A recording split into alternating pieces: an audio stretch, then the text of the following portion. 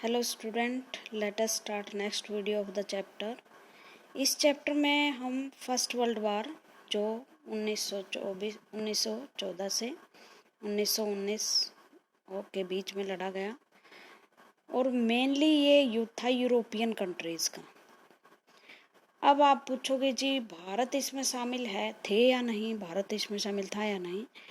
तो भारत की अपनी गवर्नमेंट तो कुछ थी नहीं, ब्रिटिश रूल कर रहे थे और ब्रिटिश चाहते थे कि भारतीय जो है वो बढ़ चढ़ कर भाग लें। इसलिए ज़बरदस्ती उन्होंने अनाउंस कर दिया कि भारत भी युद्ध में शामिल है। और जो उस टाइम के लीडर थे हमारे, वो ये सोचते थे कि शायद हम ब्रिटिश गवर्नमेंट का साथ देकर युद्ध में कुछ न कुछ हमारे भारतीयों के लिए कुछ प्राप्त कर सकेंगे, उनके लिए राइट्स, अच्छे कानून, इस तरह से। लेकिन शायद यह हमारी सबसे बड़ी भूल थी कि ऐसा कुछ होने वाला नहीं था। फिर भी हमने साथ दिया। बहुत सारे सैनिक हमारे यूरोपियन देशों में जा कर शहीद हुए, और बहुत सारी भूखमरी हमारे लोगों ने उनकी वजह से, युद्ध के कारण से सही। क्योंकि जब युद्ध होता है तो सारा फोकस युद्ध की तरफ हो जाता है। सारे खाने पीने की वस्तुएं फौज के लिए प्रिजर्व करके रख दी जाती हैं, जिससे महंगाई बढ़ जाती है और आम लोग परेशान हो जाते हैं। हमारी कोई लड़ाई नहीं थी किसी जर्मनी इटली के साथ, लेकिन ज़बरदस्ती हमें घसीटा गया इस युद्ध में। भारतीय लीडर्स ने भी ये कहकर साथ दे दिया कि हो सकता है कि इस युद्ध के बाद भारतीयों के लिए कुछ अच्छा सा मिल जाए, लेकिन ऐसा कुछ हुआ नहीं है। इसलिए मैंने बताया था कि फॉरेस्ट रिक्रूटमेंट हुई। ज़बरदस्ती से गांव में आते थे लोग, और भर भर के जो नौजवान हैं वो छांटे जाते थे और मिलिट्री में भर्ती किए जाते थे। उसके बाद जो है भूखमरी फैल गई भारत में, क्योंकि शॉर्टेज हो गई खाने की। सारा जो खाना है वो फौज के लिए प्रोवाइड किया जाता। उस टाइम फसल भी मतलब फेल हो गई थी, क्रॉप्स नहीं पैदा हुई थी। और इस वजह से, और आपको पता उस टाइम एक स्पेनिश फ्लू नाम की बीमारी जो अभी बड़ी उसमें न्यूज़ में रहता है, कोरोना वायरस से, उसमें लगभग भारत के 2 करोड़ लोग मारे गए थे। जब 1921 की जनसंख्या हुई, काउंटिंग हुई, तो उसमें 10 लाख के करीब जो लोग हैं वो कम पाए गए थे।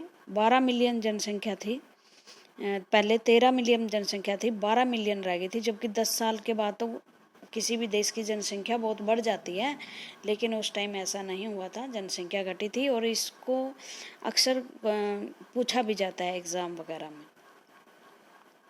उसके बाद क्या हुआ, जैसे ही युद्ध समाप्त हुआ, भारतीयों ने डिमांड की कि भाई अब तो हमें अच्छे कानून दो, राइट्स दो, हमारा विकास करो। प्रेशर होने लगा। लेकिन जो बहुत सारी गतिविधियां अंग्रेज सरकार के उस चल रही थी, क्रांतिकारी जो थे वो लड़ रहे थे अंग्रेज़ों के विरुद्ध। तो भारतीयों को काबू करने के लिए अंग्रेज़ों ने एक कानून बनाया, रोल्टे एक्ट। इस रोल्टे एक्ट के अनुसार क्या था कि किसी भी व्यक्ति को शक के बिना, मतलब शक पर ही, प्रूफ नहीं था, जेल में डाल दिया जाता था। उसे मजिस्ट्रेट के सामने नहीं पेश किया जाता था। नो सुनवाई, किसी तरह की सुनवाई नहीं होती थी, कोई मुकदमा नहीं होता था। और इस आंदोलन, इस एक्ट के विरुद्ध बहुत सारी हड़तालें देश में हुई, धरने दिए गए। और सबसे बड़ा जो इसकी घटना थी रोल्टे एक्ट की, वो थी जलियांवाला बाग कांड। और ये मैं पिछली वीडियो में आपको बता चुकी हूँ। फिर भी हम लाइन टू लाइन पढ़ेंगे कि ताकि आपका कोई भी क्वेश्चन जो है छूटे ना। एग्जामिनर कहीं से भी क्वेश्चन दे, आप कर पाओ। Very very short answer question, या जो शॉर्ट क्वेश्चंस होते हैं वो। और आपको जो आइडियोलॉजी है, कॉन्सेप्ट है चैप्टर का, सही ढंग से समझ में आए। रोल्टे एक्ट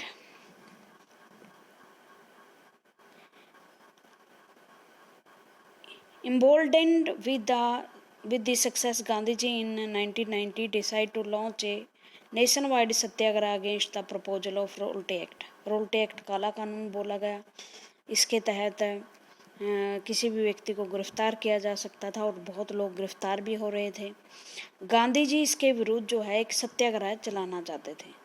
गांधी जी की थ्योरी है सत्य के लिए आग्रह करना, जो सत्य है उस पर अडिग रहना। 1919 में जो रोल्टे एक्ट आया उसके विरुद्ध। This act had been hardly passed through the Imperial Legislative Council despite the united opposition of the Indians member। अब सारे कानून आपको पता है कहाँ से बनकर आते थे, ब्रिटिश पार्लियामेंट बनाती थी, और ब्रिटिश पार्लियामेंट की जो इंपीरियल लेजिस्लेटिव काउंसिल थी उसने भारतीयों के विरोध के बावजूद, वहाँ भारत में के मेंबर थे उनके विरुद्ध भी इसने ये फैसला लिया कि ये तो कानून लागू होगा ही। It gave the government enormous power to repress political activities. और ये जो कानून है गवर्नमेंट को इतनी पावर देता था कि सारी की सारी जो गतिविधियां होती है अंग्रेज सरकार के विरुद्ध, या अंग्रेज सरकार को लगता है कि ये मेरे विरुद्ध हैं, सरकार को उखाड़ने की कोशिश की जा रही है, उसको डिटेंशन ऑफ पॉलिटिकल प्रिजनर। अब देखो, एक तो होता है अरेस्ट, ये शब्द तो आपने खूब सुना होगा कि ये अरेस्ट हो गया, गिरफ्तार हो गया। जो अरेस्ट होता है वो तो गिरफ्तारी होती है, वो तो होती है अपराध करने के बाद या उसके FRI दर्ज होती है तब।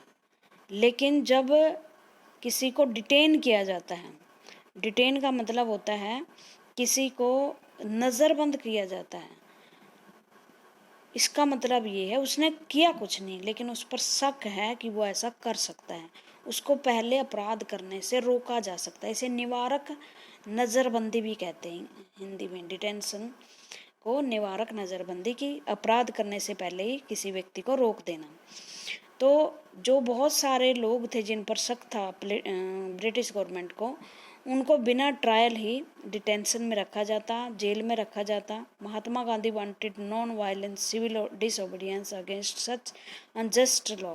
गांधी जी चाहते थे कि सिविल डिसोबीडियंस का मतलब होता है सविनयपूर्वक कानूनों का उल्लंघन करना, विनयपूर्वक, तोड़फोड़ से नहीं, विनयपूर्वक कानूनों का उल्लंघन करना चाहते थे इस तरह के अन्यायी कानूनों को। इसलिए उन्होंने 6 अप्रैल 1919 को हड़ताल शुरू कर दी। रैलीज ऑर्गेनाइज हुई, सिटीज़ में लोग ने, रेलवे में स्ट्राइक हो गई, शॉप बंद की गई। Alarmed by the popular upsurge and scared that line of communication such as the railway and telegraph would be disturbed. और जो लाइनें हैं कम्युनिकेशन की वो काट देगी रेलवे से।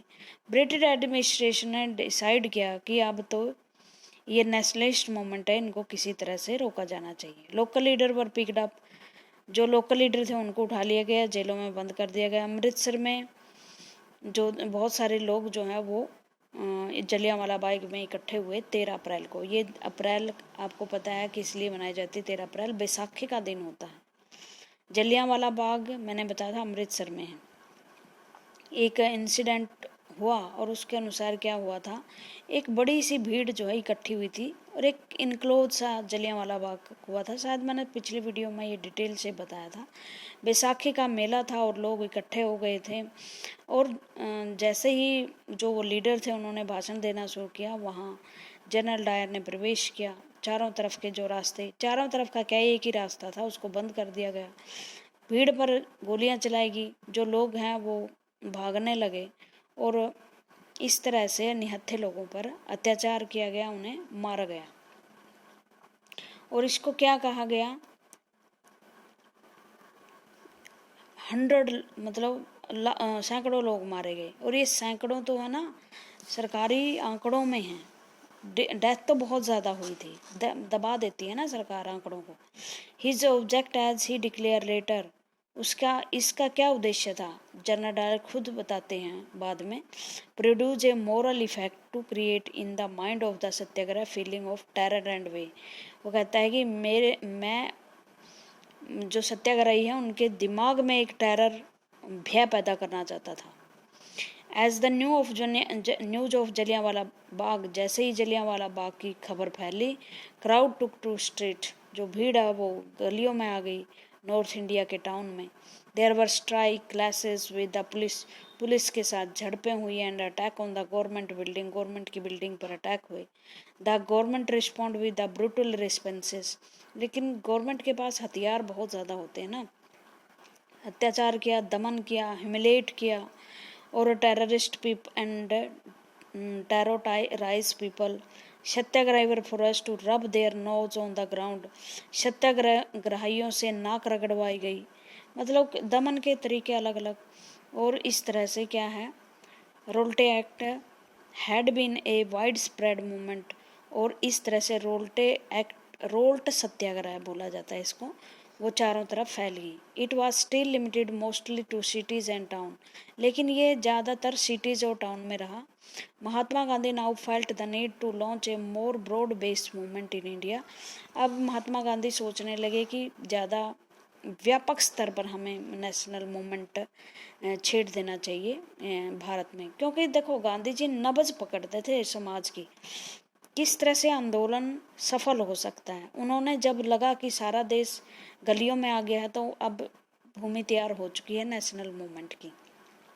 जब न कोई भी मूवमेंट कब सक्सेस होता है, जब लोग उसके पीछे हो ना।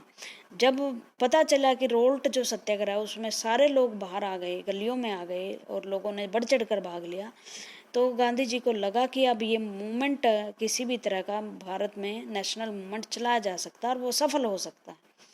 But we certain know such movement could be organised without bringing the Hindu Muslim closer together. लेकिन उस टाइम आपको पता मुस्लिम लीग और कांग्रेस अलग अलग से काम कर रही थी, तो गांधी जी ने सोचा कि दोनों को इकट्ठा कैसे लेके आए, इकट्ठा एक मंच पर कैसे लेकर आए। गांधी जी ने जिन्ना को हिंदू मुस्लिम एकता का पैगंबर बोला था, क्योंकि उस टाइम जिन्ना की थ्योरी थोड़ी मुस्लिम लीग से थी भी अलग। वो मतलब लीग के कट्टरपंथी विचारों से सहमत नहीं थे, कांग्रेस के सदस्य थे, और इसलिए गांधी जी चाहते थे कि दोनों जो है कौम इकट्ठी का आए, और उसका एक रास्ता भी निकल आया। कैसे? फर्स्ट वर्ल्ड वार हुआ था उसी टाइम। फर्स्ट वर्ल्ड वार में जो ओटोमैन तुर्की है, तुर्की आपको पता है एशिया और यूरोप के बीच बिल्कुल बॉर्डर पे है, वो हार गया। और ये कहा गया, एक रम्यूर फैल गया, अफवाह फैल गई कि एक ऐसी ट्रीटी हुई है, ऐसी संधि हुई है ओटोमैन साम्राज्य एम्परर पर कि the spiritual head of Islamic, और वो एम्परर जो तुर्की का हेड था उसे खलीफा भी कहा जाता है। खलीफा की पोजीशन जो है सभी मुस्लिम्स में सर्वोपरि होता है, उसे भगवान का पैगंबर बोला जाता है धरती पर। सारे रूल रेगुलेशंस और सरकारों की वैधता वहीं से आती है। और ये लगा कि अब खलीफा की पावर छीन ली जाएगी। एक भारत में भी सारे मुस्लिम्स जो वर्ल्ड के थे वो खड़े हो गए इस खिलाफ कि कैसे आप खलीफा का अपमान कर सकते हो। भारत में भी एक खिलाफत कमेटी बनी, और बम्बई में 1919 में मार्च में। ये सारी चीज़ें आप नोट कर रहे ना। A young generation of Muslim leader like the brother Mohammad Ali and Shaukat Ali, ये दोनों भाई थे, इन्होंने इस कमेटी की ऑर्गेनाइज किया था। इस कमेटी को पूछा जाता है इनका नाम। Begin discuss with the Mahatma Gandhi, Mahatma Gandhi के साथ उन्होंने डिस्कस किया about the possibility of A United mass action on the issue. वो भी भारत में के मुसलमानों को दिखाना, अंग्रेज़ों के खिलाफ ऑर्गेनाइज करना चाहते थे खिलाफत मूवमेंट में, मतलब उन्हें खलीफा के लिए वो ऑर्गेनाइज कर रहे थे, भारत की आज़ादी के लिए नहीं। गांधी सा एन इम्पोर्टेंट, अब गांधी जी उन्होंने देखा कि मौका बड़ा अच्छा है और हमें खिलाफतियों का साथ देना चाहिए।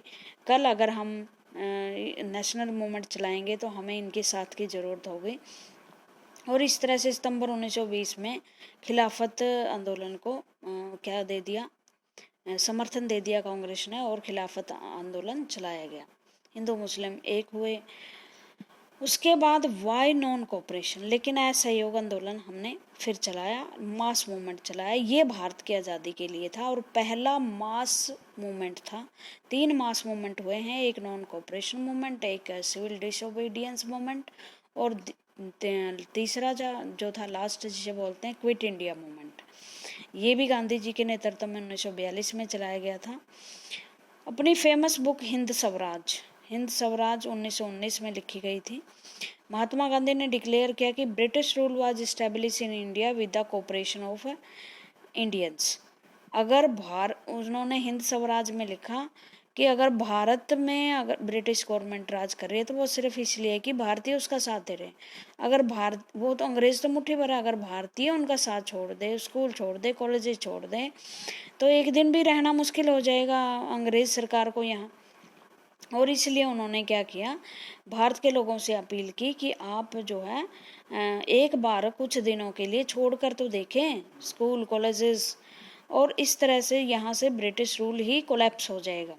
तो इंडियंस ने बड़ा बढ़ चढ़ कर भाग लिया, और जितने भी बच्चों ने स्कूल छोड़ दिए, कॉलेज छोड़ दिए, नौकरियां छोड़ दी लोगों ने, वकीलों ने अपने पैसे छोड़ दिए, सब जो लोग ब्रिटिश का माल पहनते थे वो स्वदेशी पहनने लगे, खादी पहनने लगे, चरखे को बड़ा पॉपुलराइज किया गया उस टाइम। लेकिन लोगों के लिए ये भी समस्या थी कि खादी बड़ी महंगी थी और अमीर लोग इसे पहन सकते थे।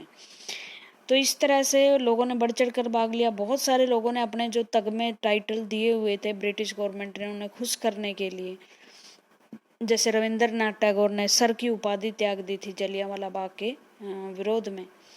तो इस तरह से लोगों ने अपने टाइटल त्याग दिए थे और भारत का मूवमेंट इस तरह से चला। उसके बाद भारत का जो मूवमेंट था वो भिन्न भिन्न राज्यों में कैसे फैला। जो नेशनल मूवमेंट था, असहयोग आंदोलन, वो भिन्न भिन्न राज्यों में अलग अलग रूप का था। गांधी जी के नाम पर सब कुछ हो रहा था, गांधी जी के नेतृत्व में सब कुछ हो रहा था, लेकिन लोग अलग अलग तरीके से लड़ाइयाँ लड़ रहे थे। कैसे? जैसे अवध में था, अवध में पीजेंट वर लेड बाय बाबा रामचंद्र।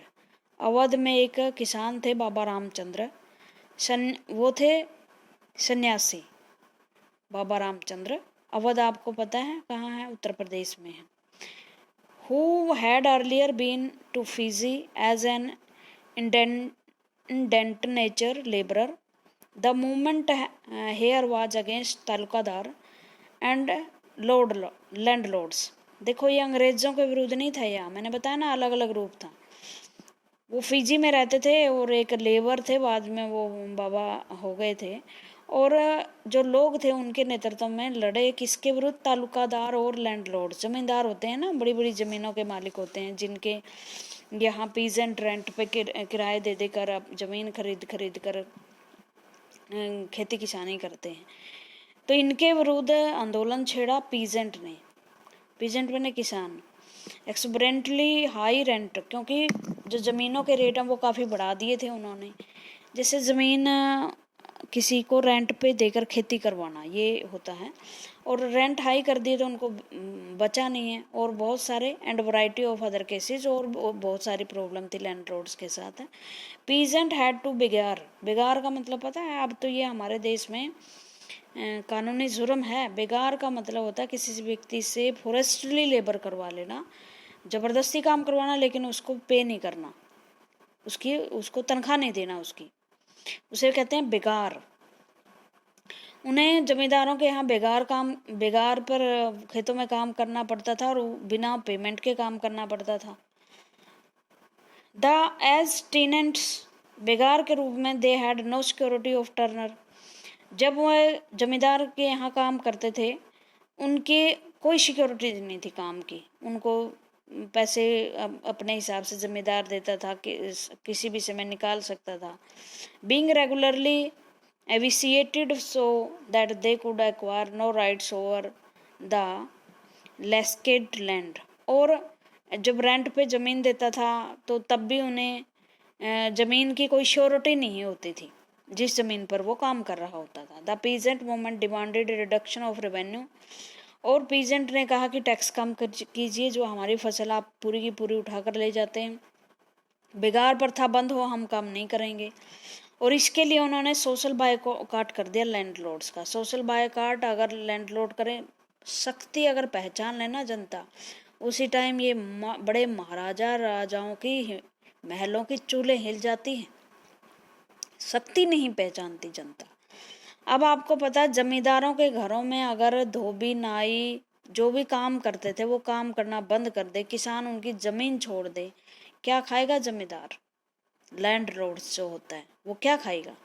तो इसी तरह से उन्होंने कहा कि इन many places nai dhobi bandhs were organised by panchayat to deprive landlords of the service of even barber and washerman. नाइयों को, धोबियों को ये कह दिया कि उनके यहाँ काम मत कीजिए आप। In June 1920 Jawaharlal Nehru began going around the village in Awadh. Awadh के गांव में वो पहुंचे। टॉकिंग टू द विलेजर, गांव वालों से बात की। And trying to understand their governance. Grievances, grievances मैंने उनकी कठिनाइयों को देखा कि क्या क्या कठिनाइयाँ, आप बताओ, आप किस लिए आंदोलन छेड़े हुए हैं, हम आपकी सहायता करेंगे। 22 अक्टूबर द ओद किसान सभा, ओद किसान सभा, अवध में किसानों ने एक सभा बनाई थी, उसका नाम था ओद किसान सभा। 1920 अक्टूबर 1920 में ये बनाई थी। और इसका संबंध किससे था? जवाहरलाल नेहरू से। ये सारे क्वेश्चन आपसे पूछे जाएंगे कि ओद सभा, किसान सभा का संबंध किससे है? जवाहरलाल नेहरू, बाबा रामचंद्र वगैरह ने इसमें बढ़ चढ़ कर भाग लिया। और अंत में ये अवध के किसान के सामने जो सभा अंग्रेज थे या लैंडलॉर्ड्स थे, लैंडलॉर्ड्स थे, वो अंत में हार मान गए थे और ये सारी बातें जो है मान ली थी। नॉन कोऑपरेशन मूवमेंट जनवरी 1921 में चला गया था। देखो भाई, कई जगह ये 1920 लिखा हुआ है। 1920 में तो इसके लिए अधिवेशन हुआ था कांग्रेस का, दिसंबर में होता है ना, 25 दिसंबर को ये बनी थी, तो तभी अधिवेशन होता है। तो इस अधिवेशन में नागपुर में इसका प्रस्ताव पास कर दिया था, लेकिन जनवरी में इसको स्टार्ट किया था नॉन कोऑपरेशन मूवमेंट को। Various social group participate in the movement, each with its one specific aspiration. Bharat का हर ग्रुप इसमें शामिल हुआ, लेकिन मैंने बताया ना, हर की अलग अलग आकांक्षाएं थी। कोई कुछ चाहता था इस आंदोलन से, कोई कुछ चाहता था। इस आंदोलन का मतलब था different things to different people, अलग लोगों के लिए इसका अलग मतलब था। जैसे मैंने अवध का उदाहरण दिया, ठीक है। द मूवमेंट इन टाउन्स, अब शहरों में यह आंदोलन कैसे फैला? The movement start with middle class participation. Middle class में कौन से लोग आते हैं? वकील हैं, लॉयर हैं, डॉक्टर्स हैं, इंजीनियर्स हैं, प्रोफेशनल्स हैं। उनके साथ ये जो पढ़े लिखे तबका होता है ना, वो मिडिल क्लास मानी जाती है।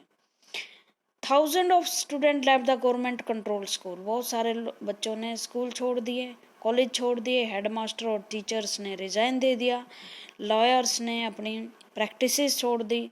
जो काउंसिल के इलेक्शन थे उनका बायकॉट किया गया। आपको पता है ना, उस टाइम भी राज्य हुआ करते थे जिनको प्रोविंस बोलते थे, और प्रोविंस में लेजिस्लेचर असेंबली थी, ओके। और लेजिस्लेचर असेंबली के उस टाइम चुनाव होते थे, और कांग्रेस ने इसका बायकॉट किया गया। मद्रास में नहीं हुआ, मतलब दक्षिण भारत में अभी तक नहीं। वेयर जस्टिस पार्टी थी वहाँ, और ये जस्टिस पार्टी थी ईवी रामास्वामी नायकर की, और ये नॉन ब्राह्मण पार्टी थी। और ये लगता था कि ठीक है, अगर ये नहीं शामिल होंगे कांग्रेस वाले इसमें काउंसिल्स में, बायकॉट करेंगे, तो हम इनकी जगह एंटर हो जाएंगे, ठीक है। तो इस तरह से वो पावर प्राप्त कर लेंगे ब्राह्मणों के विरुद्ध। अरे भारत में भिन्न भिन्न सेक्शंस के लोग रहते हैं, भिन्न धर्मों जातियों के, बहुत सारे इंटरेस्ट अपने अपने हैं। तो भारत की तो शेप ही अलग अलग है, कोई किसी के विरुद्ध है, कोई किसी के साथ है, इस तरह से। तो जस्टिस पार्टी ने साथ नहीं दिया, तो ये पूछा जा सकता है कई बार। The effect of the non cooperation on the economic front were more dramatic. Economic level पर लड़ाई बहुत भयानक थी। क्यों? क्योंकि कहा गया, गांधी जी ने आह्वान किया कि स्वदेशी पहनो, स्वदेशी खाओ, जो वस्तुएं आपके देश की बनी हैं उनका प्रयोग करो, विदेशी वस्तुओं का बहिष्कार कर दो, शराब छोड़ दो, शराब की जो दुकानें हैं उन पर धरने देकर उन्हें बंद करवा दो। तो इस तरह से क्या हुआ, एक पिकेट शुरू हो गई। एक मीनिंग है, ग्रोसरी वर्ड है, देखो ये रहा। ए फॉर्म ऑफ डेमोन्स्ट्रेशन, धरना या प्रदर्शन का एक तरीका है जिसके द्वारा लोग जो है रास्ता ही बंद कर देते हैं शॉप का घुसने का, ठीक है। और ये कब हुआ शुरू? शराब की दुकानों पर महिलाओं ने ये शुरू किया था ज़्यादातर, ठीक है। फॉरेन गुड वर बायकॉट, जो विदेशी वस्तुएं थी उनका बायकॉट किया गया। लिकर, जो शराब की दुकानें थी उनको बंद करवाया गया। फॉरेन क्लोथ्स, उनकी होली जलाई गई। The important of foreign clothes held between 1921 to 19 22, 1 to 22। इसका मतलब ये है बहुत सारा जो व्यापार था, फॉरेन माल था जो भारत में आता था, वो उसकी बहुत ज़्यादा कीमत घट गई और बहुत ज़्यादा वो खपना बंद हो गया। जहाँ कहीं पहले इस आंदोलन से पहले 102 करोड़ रुपए की आमदनी होती थी, बिकता था माल, अब इस आंदोलन में सिर्फ 57 करोड़ रह गया था। In many place merchant and traders refuse to trade in foreign goods और फिनांस फॉरेन ट्रेड्स। जो व्यापारी थे उन्होंने भी साथ दिया और कहा कि हम विदेशी माल नहीं बेचेंगे, विदेशियों से व्यापार नहीं करेंगे।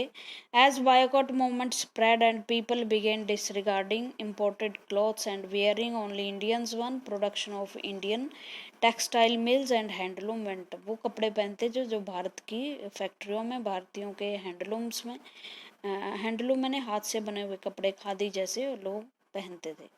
But this moment in the cities gradually slow down for a variety of reason.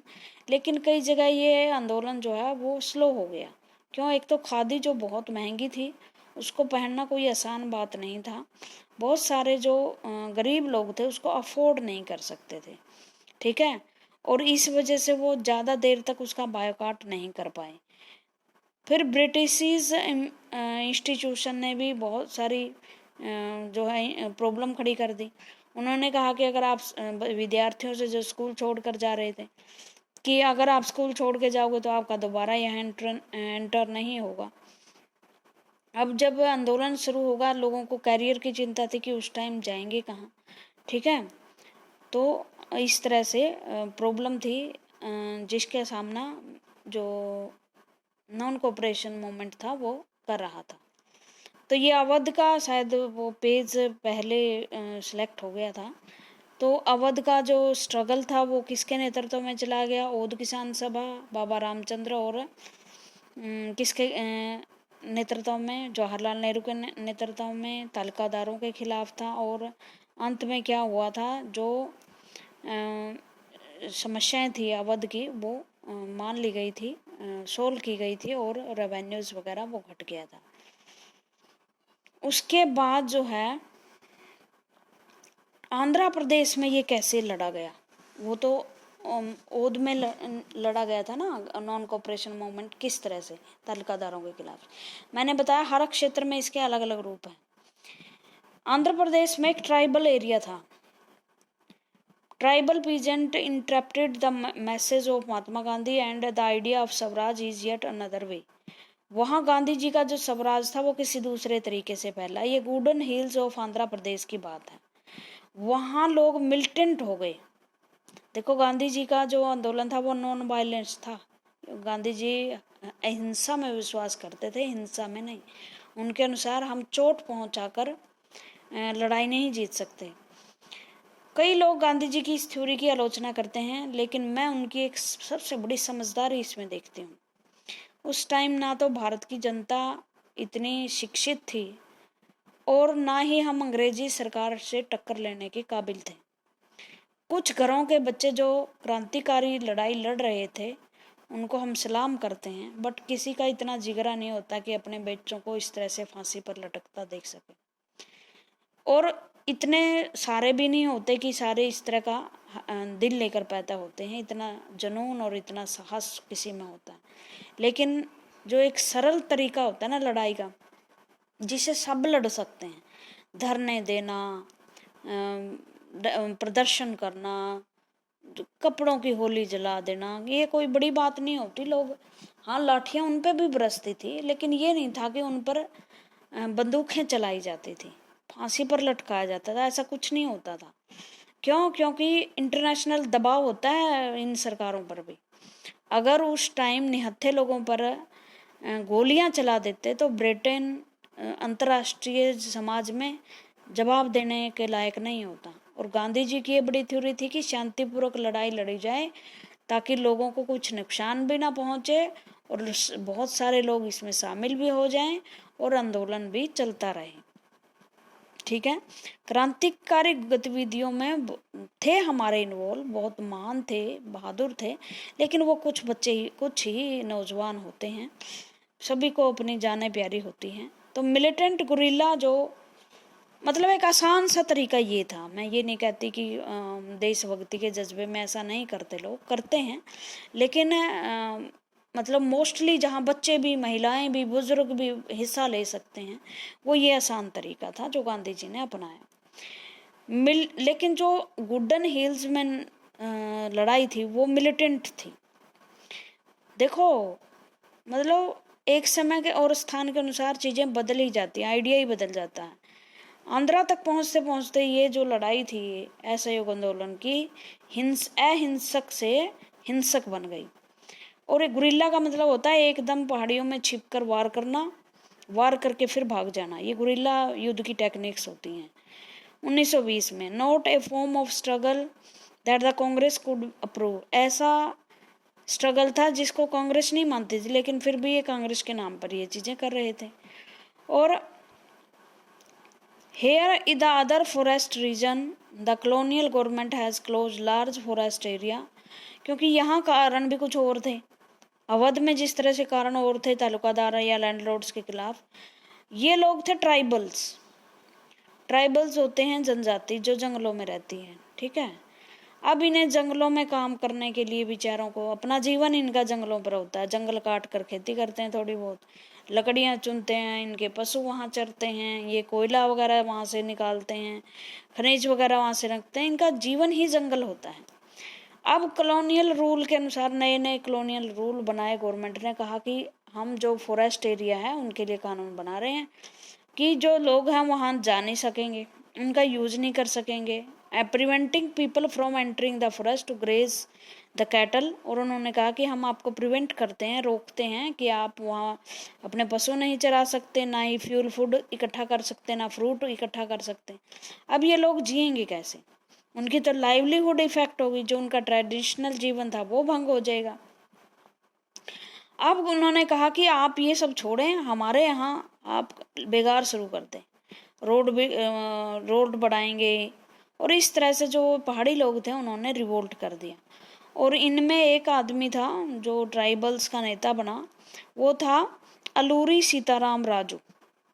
Alluri Sitaram Raju. और आपको पता है ये लोग देवी देवता चमत्कारों में ज़्यादा विश्वास रखते हैं, जो ट्राइबल्स होते हैं।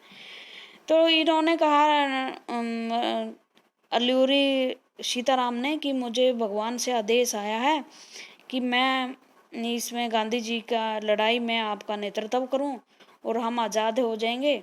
और गांधी जी ने मुझे इंस्पायर किया है। लेकिन क्या होता है, इसके साथ भी राजू को पकड़ लिया जाता है और 1924 में इसको फांसी दी जाती है, ठीक है।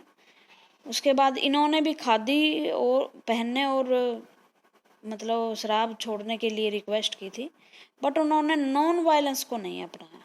उन्होंने कहा, गुडन ने कहा कि हम इस तरह से नॉन वायलेंस अपना सकते हैं, और इसलिए उन्होंने थानों पर अटैक किया, ब्रिटिश ऑफिशियल्स को मारा, गुरिल्ला लड़ाई लड़ी स्वराज लाने के लिए, और इस तरह से फिर उनका अंत हुआ। उसके बाद स्वराज इन प्लांटेशंस। प्लांटेशन क्या होती हैं भाई, आपको पता है? प्लांटेशन होते हैं बगान, चाय के बगान, रबड़ के बगान, कॉफ़ी के बगान, जहाँ एक साथ बड़ी फार्मिंग की जाती है। बहुत सारे जो मजदूर हैं वो काम पर लगाए जाते हैं, और अंग्रेज़ों ने बड़े लेवल पे इस तरह के बगान या प्लांटेशन शुरू की थी भारत और श्रीलंका में। अब ये जो मजदूर हैं वो काम के लिए बेचारे चले तो गए, लेकिन उनके ऊपर ऐसी कंडीशन थोप दी कि आप छोड़ के नहीं जा सकते। असम में भेजा गया उनको बगानों में, चाय के बगानों में काम करने के लिए। और देखो जो बगान मालिक थे उन्होंने कैसे कैसे कानून बनवाए। Workers who had their own understanding of Mahatma Gandhi and the notion of Swaraj. जो वर्कर्स थे वहाँ उन्होंने अपने अनुसार गांधी जी का मीनिंग और जो स्वराज का मीनिंग वो लिया। जो असम के बगानों में काम करते थे उनके लिए क्या था, जो प्लांटेशन का मालिक है, जो उन्हें एक जगह पर कॉन्फाइंड किए हुए है, कैद किए हुए हैं, और उसे घर नहीं जाने देता, उनको कहता है कि आप इस बाउंड्री को पार नहीं कर सकते अकॉर्डिंग टू कानून। उनका काम था घर लौटना और इस प्लांटेशन की दीवारों से मुक्ति प्राप्त करना, ठीक है। और इन्होंने कोशिश भी की बेचारों ने। और 1959 का एक्ट था भाई, जिसके तहत क्या नहीं था, उनको परमिशन नहीं थी जब तक आप गार्डन का मास्टर ना कहें, ना ही वो इस तरह की परमिशन उन्हें मिलती थी काम छोड़कर घर जाने की। तो गांधी जी का अब स्वराज आ गया और उन्होंने सोचा कि गांधी जी के नाम पर हमारी भी मुक्ति होगी। और इस मुक्ति के लिए वो भाग भाग के दीवारें तोड़ दी, बागान के मालिकों को मारा। और उन्होंने वो दीवार तोड़कर जैसे ही भागे, प्लांटेशन के जो बागान थे उनके उनको छोड़ करके, और तो वो स्टेशंस पे गए, लेकिन बुरी तरह से उन्हें मारा पीटा गया और कोई मजदूर घर नहीं पहुंचा। तो इस तरह से महात्मा गांधी का जो स्वराज था वो अलग अलग जगह पर अलग अलग था। उनको ये लगता था, औद किसान तालुकादारों के विरुद्ध थे, ट्राइबल्स जो है वो फॉरेस्ट एक्ट के विरुद्ध थे, चाय के बगानों के मालिक वो ये समझते थे कि हम भी किसी तरह आज़ाद होंगे और आज़ाद हम बगान मालिकों से होंगे। तो ये रुका कैसे, चरम सीमा पर था और बहुत सारे लोग होते ये अनाउंस कर रहे थे कि भारत आज़ाद ही हो जाएगा, और सुभाष चंद्र बोस और दूसरे क्रांतिकारी नेता सब लगे हुए थे इस चीज़ में, भगत सिंह वगैरह सब। गांधी जी एक ऐसे देवदूत के रूप में भारत की धरती पर उतरे थे। लेकिन जैसे जैसे गांधी जी को लगने लगा कि जो आंदोलन है वो वायलेंट हो गया और वायलेंट आंदोलन को आसानी से ब्रिटिश सरकार को चल सकती है, तो उन्होंने चोरा चोरी घटना जिसमें बहुत सारे सिपाही मारे गए थे, थाने में आग लगा दी थी क्रांतिकारियों ने।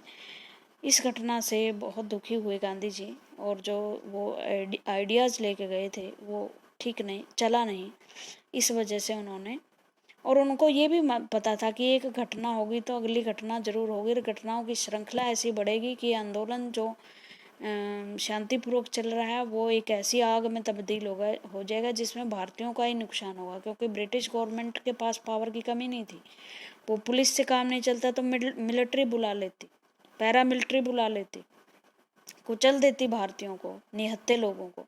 तो शायद ये बहुत बड़ी समझदारी की बात थी, लेकिन गांधी जी की बड़ी आलोचना हुई। कुछ लोग ये समझ रहे थे कि छोटी मोटी घटनाएं हो भी जाएंगी तो कोई बात नहीं, होती रहती हैं, शायद हम उसी दिन आज़ाद हो जाते जिस दिन उसी आंदोलन के द्वारा आज़ाद हो जाते अगर गांधी जी वापस ना लेते। लेकिन गांधी जी की थ्योरी है, काम करने के उसके अपने तरीके थे। आज के लिए इतना ही। Thank you very much.